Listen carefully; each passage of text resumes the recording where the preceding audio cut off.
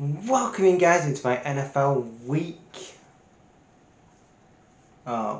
14 review. Starting off with the Thursday night game, we had the Cowboys traveling to the Lions. The Lions got a fantastic win with the likes of Jameis Williams. Jameis Williams getting on the action with Jahmyr Gibbs, and Jahmyr Gibbs was the first player since Barry Sanders to have have the most scoring touchdowns um, from before the age of 23. So good win as the Lions win 44-30. Switching on to the early Sunday games, we had the Seahawks traveling to the Falcons. Seahawks had a fantastic day as they try as their playoff hopes continue. Seattle win here 37-9. It was a complete demolition. Sam Darnold had 249 passing yards, 3 touchdowns, 1 interception, 20 out of 30 throws, and it was a good day. And Najee got 2 touchdowns in this game. I think he had a really fantastic game, and the Seahawks roll on. Moving on to the snowy Buffalo. We had it was heavy snow in Buffalo. But that didn't matter because Josh Allen still got the job done here. It was a fantastic game though, where again, the Bengals tried to make it difficult for the Bills, but the Bills prevailed anyway, and they win 34-39.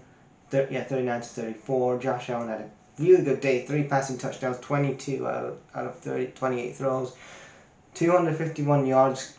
James Cook had 18 carries, and I did a video a couple days ago. Could this be the Bills' year? That's all I'm saying,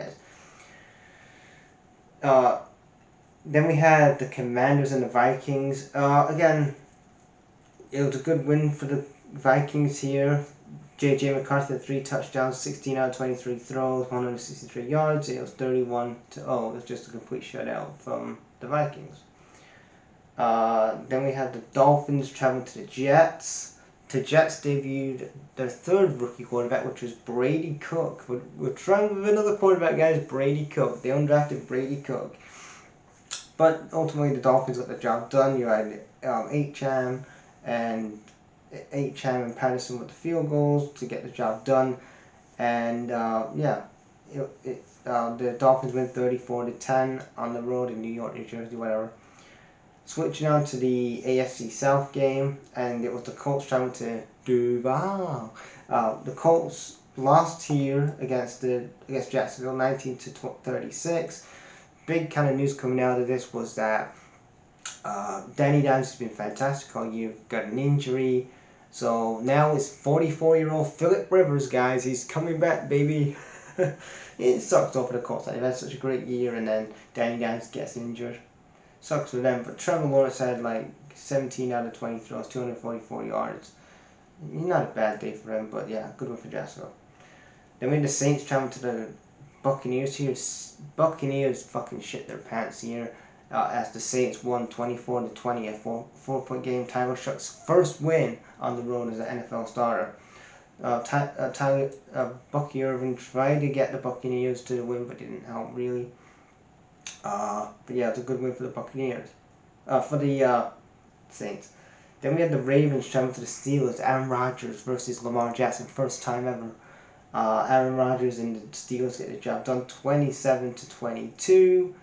It was just a really bad day for Derrick Henry. He was non-existent in this game. Neither was Lamar. Aaron Rodgers had a good day though. 1 touchdown, 23 out of 34 throws, 284 passing yards. Not a bad day, and as it stands currently, the Steelers are the top of the AFC North, which ultimately doesn't mean shit because they're going to lose in the playoffs. Then we have the Titans traveling to the Browns, and I said this in the picks. The Titans were due a win. They haven't won a game in a long time, but they got a job done here. It's Shador versus Cam Ward. Cam Ward went to the skid marks, went to Cleveland, got the job done, and that was great. Fantastic for Cam Ward here. He had 2 touchdowns, 14 out of 28 throws, 177 passing yards, and 1 interception. He had a pretty good day. Then we had the Broncos traveling to the Raiders. The Broncos get the job done pretty convincingly here, 24-17. The Broncos are now 10-2 in the AFC West. Switching up to the other late Sunday games, we have Bears football. The Bears travel to the Packers. I did say the Bears would win this game, but the Packers once again screwed over the Bears one more time. Bears were absolutely a dumpster fire on Sunday, offensively and defensively. Another shocking performance from Caleb Williams, but Jordan Love had a good day. It was 17 out of 25 throws, 234 passing yards, and he had 3 touchdowns and an interception. Good day. And the Packers, they're second in. They're trying to get themselves a playoff place. But the Bears are second now in the NFC North. Switching to the other late Sunday game with the Rams.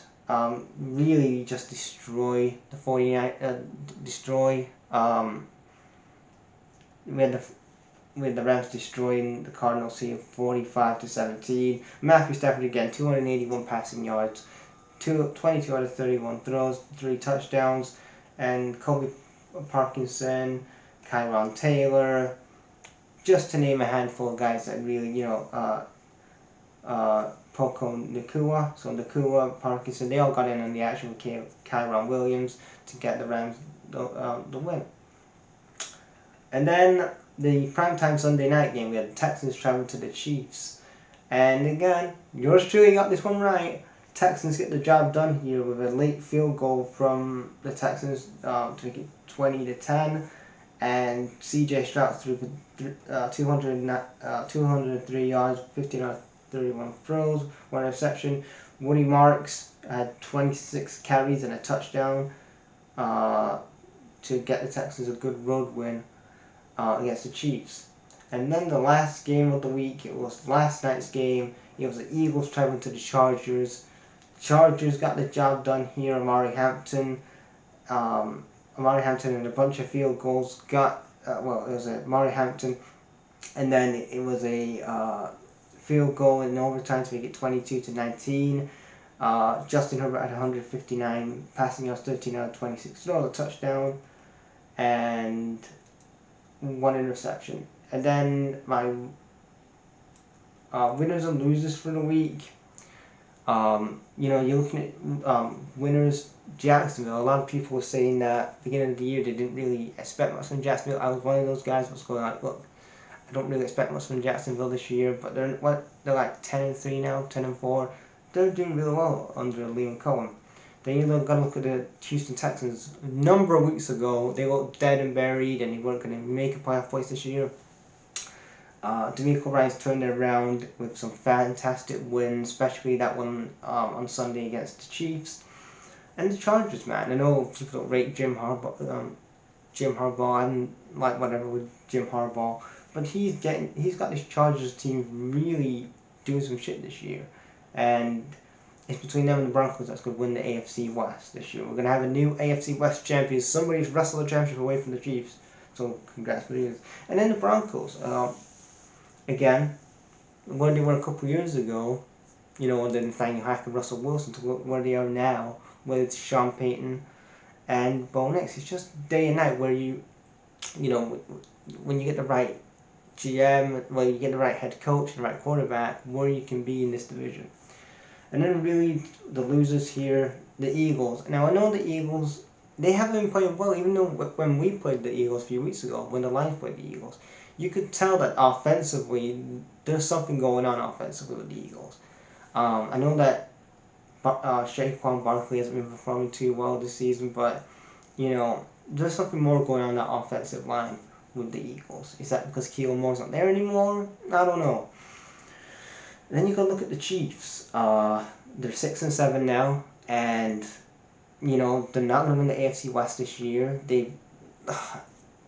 If they want to reach a playoff place this year, they've got to rely on other teams to do them a favor to get in at this point. They had to beat the Texans on Sunday and they failed. So Chiefs are going to rely on other results to actually get into the playoffs. And then the kind of last two teams here, I'm going to finish off at week 14. I'm going to go for the Colts here because I'm playing in the losers because they had such a good start to this season, and they just go down and they unfortunately lose Danny Dime for the rest of the season. Now they're gonna have Philip Rivers. Good luck with that, guys. But yeah, imagine if they had like a Shedeur Sanders as a backup quarterback, or they had somebody, of that ilk that could just step in. But now they got 44-year-old Philip Rivers. And then the last team I'm going to talk about here and then get out of here is the Bears. The Bears lost to a really average Packers team. You're looking at this Packers team and you're like, are they all that truly